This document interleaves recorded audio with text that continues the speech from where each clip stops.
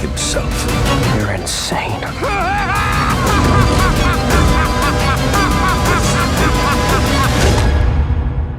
Evil is real.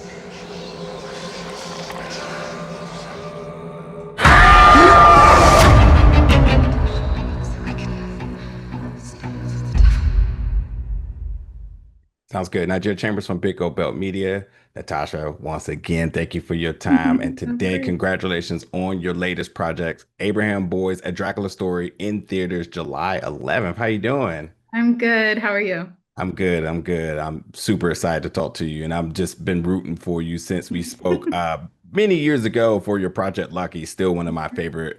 And then, of course, I was very excited when I saw your name attached to the Project Techno Guy, which was one of my Hmm. favorite of that collection. Um, Great. with just a little limited amount of time, couple of quick questions I want to ask you. First thing is, where was this filmed? California. We were in California. California. Yes, What? yes, proudly, proudly California, Simi Valley, California, Los Angeles County with a local crew and cast and everyone. So very proudly LA production. That's amazing. I was just in Simi Valley for some business. I didn't know Simi had a look like that. Oh So, yeah. Oh yeah. Big Sky Ranch. It's called Big Sky Ranch. okay, okay. And the aspect ratio, the 1 to 1, what was the decision behind this? We wanted to do that from the very beginning. My DP Julia Swain and I were very excited at the idea. It's a bit of a nod to the time period, which Yeah. is when medium format is becoming more, uh, that's just the format that was becoming more popular at the time. So it felt right to us. For me, in terms of storytelling, it also, I think, just transports us automatically into this more classic version Yes. of cinema and sort of takes us out of the world that we're used to experiencing in a movie theater into Yeah. somewhere different. And then once we started shooting, I just fell in love with it because Yeah. it's really about the character. And I knew we were going to be in this house for most of the movie. So I wanted something that would be more square and deal with more like the vertical stuff rather than the Yeah. horizontal stuff. So that's yeah, it was just something we wanted to do from the beginning, and luckily, Shudder was down, so we did it. I knew they would. And Yeah, fantastic decision. And then obviously to double down here, you have moments where we resort back to the black and white. And I'm guessing here was also just to enhance the time period, a nod to the past. And then I mean, what's the Dracula without having, his yeah. classic black and white, you know? We had to. We had to. We worked with an incredible colorist named Alastair Arnold at Photochem, and he sort of gave us a black and white. We're like, what does it look like? Let's just check it out. And of course, we were like, oh, this is magic. We got to do it. We got to do it. So, yeah. Secretly, I was thinking to myself, like, I think Dracula made the call and was like, hey, you know what I need. I only do black and white, darling. Yeah. Oh man, a couple of two other questions I really want to get to you. I mean, listen now, I've been aware of your work for some time, but I mean, it just really hits different when Stephen King gives you praise. What was that like for you to see him come out of this film and completely raving to the highest degree on it?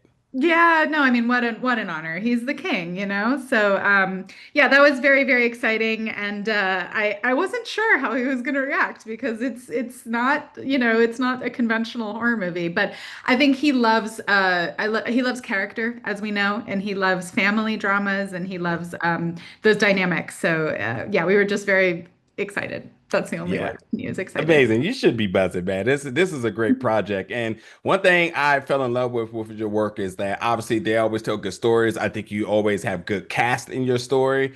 But also it's the themes within it. And for this one, I want to give it to you. What are some of the themes you really want to really be featured or talked about or discussed upon leaving the film? And you talk about complications with families and all that other good stuff. But Yeah. like, what are some of the things you hope that the audience sort of take away from it? They're definitely a complicated family, that's for sure. I think heroes and villains in the context of family, right? Like fathers and sons, heroes and villains, sort of the stories we tell each other. How this character of Abraham has been so consumed by his paranoia, by his fear that he's created this mythology, this environment that his sons then have to grow up inside of. And sort of the question is then, as the child, what do you do? What do you do when you're sort of faced with this environment and this story that you've been told your entire life, and there starts to be sort of cracks at the edges of it. Amazing. Well, really quick, because I think I got time for this one. I want to know the monologue at the end. Where do we place that in the timeline of events? Did it happen before the movie happened? Is it happening simultaneously, or did it truly happen at the end, which makes it just a automatic rewatch of like, whoa, whoa, whoa, whoa. But So where does the that so fit? so the monologue was something I always really loved because it adds just a little bit more context for Abraham himself. Bram Stoker's Dracula really doesn't give us much of a biography of Abraham. And so Titus and I and Joe and we were very interested in expanding out that biography. Where does he come from? What's his relationship with his father? The movie is so much about fathers and sons. But no, the monologue comes in the middle of the film. Yeah, it's a memory. Maybe, maybe not. I don't know. No, it's a memory that Max is remembering of Abraham talking about his own father. So it's sort of that cycle of fathers and sons that never ends. Yeah, it really does give so much more layer and humanizing the icon, the Van Helsing icon, the family that I really did appreciate with that. Mm. Well, listen, I do gotta leave you here, but I want to make sure I did take a quick second to give your special effect folks their love because what VFX. they did in a particular scene, I was going to say jaw dropping, but I feel like that pun was kind of corny, but you know what I mean. Yeah, McGee effects. They're amazing. They also did our VHS Techno Gods. So same team. That makes sense. That Yeah. makes sense. Yeah. Well, poor Henry there. Yeah, Somebody had to be the trooper. But Natasha, exactly. thank you once again so much for your time and just congratulations. You know, I'll continue to root for you, and I can't wait to see what your next project will be because I'm sure you're there working. And then if you're Yeah. not, We please are. We're get to working work. away.